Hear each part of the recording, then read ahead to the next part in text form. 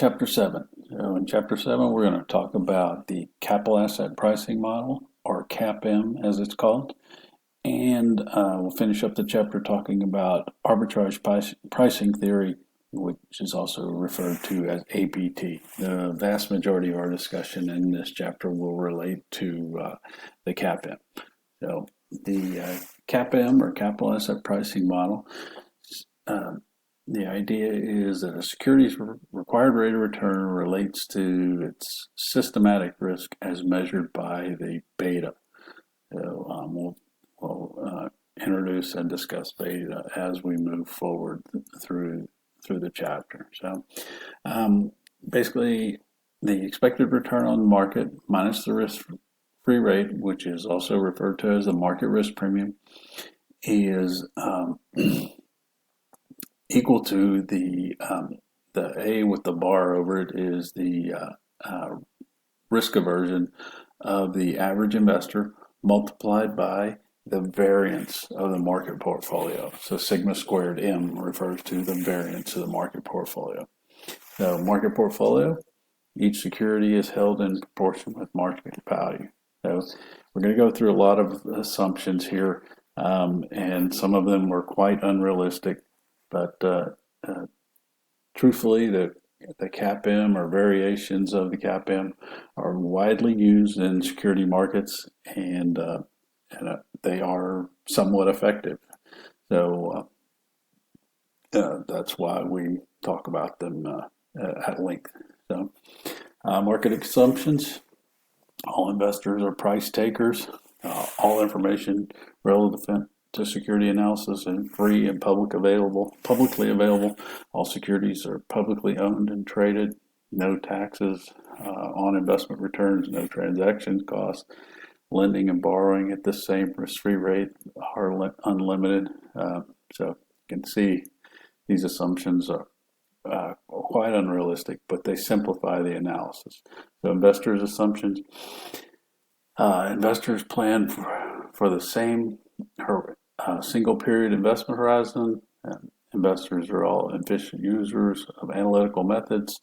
Investors have homogeneous expectations, and investors are rational mean variance optimizers. So again, not exactly realistic assumptions, but they simplify the analysis, which is necessary to estimate the model. So hypothetical equilibrium occurs. All investors choose and hold the market portfolio. Market portfolio is on efficient frontier, optimal risky portfolio. So risk premium on market portfolio is proportional to the variance of the market portfolio and investors' risk aversion.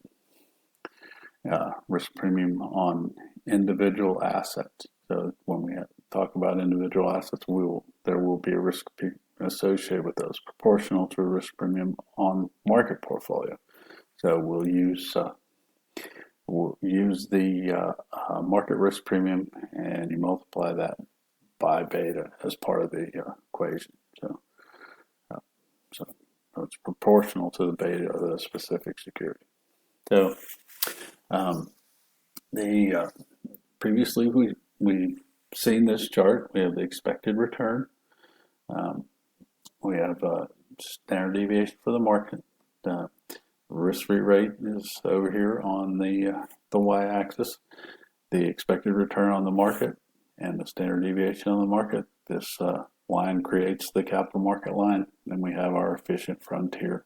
So the capital market line is tangent to the efficient frontier at the point of the market portfolio.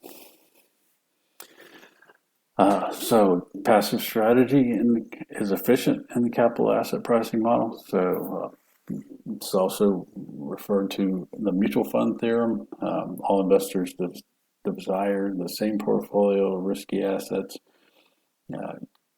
So it can be satisfied by a single mutual fund composed of that portfolio. One question it brings up: if the passive strategy is costless and efficient, why follow the active strategy. So it also brings up the question.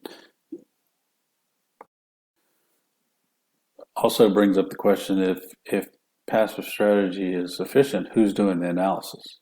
So in other words, if no one does security analysis, what brings about the efficiency of the market portfolio? So again, there are lots of questions brought about by the CAPM. But no, risk premium in market portfolio. Demand drives prices, lowers expected returns and risk premiums. When premiums fall, investors move funds into the risk-free assets. So equilibrium risk premium market portfolio is proportional to the risk of the market and risk aversion of the average investor. So expected returns on individual securities. Expected return is beta relationship. We'll see in the equation here shortly how that works. Implication of the CAPM, that security risk premium expected excess returns will be proportional to beta. So the expected return on any given security is equal to the risk-free rate plus the beta of that security multiplied by the market risk premium, which is expected return on the market minus the risk-free rate. Security market line. So capital represents the return relationship of the CAPM. So we had the capital market line. Now we're going to introduce the security market line. The difference between beta is going to replace standard deviation. So graphs the individual risk premiums as a function of asset risk. So alpha is abnormal rate of return on a security in excess of what is predicted by the equilibrium model, or CAPM. So here, this is a graph of the security market line. So we have expected return on the y-axis, just like before, but now we have beta on the x-axis. So you see down here we have expected return on the market portfolio is 14%, and the beta is 1. Market beta is always 1. Now we have a stock here with has a beta of 1.2 and an expected return of 17%. Well, the security market line predicts that return should be 15.6%. So we, in effect, have what is called positive alpha, or returns in excess of what the model predicts. So alpha here would be 17 minus 15.6, or 1.4.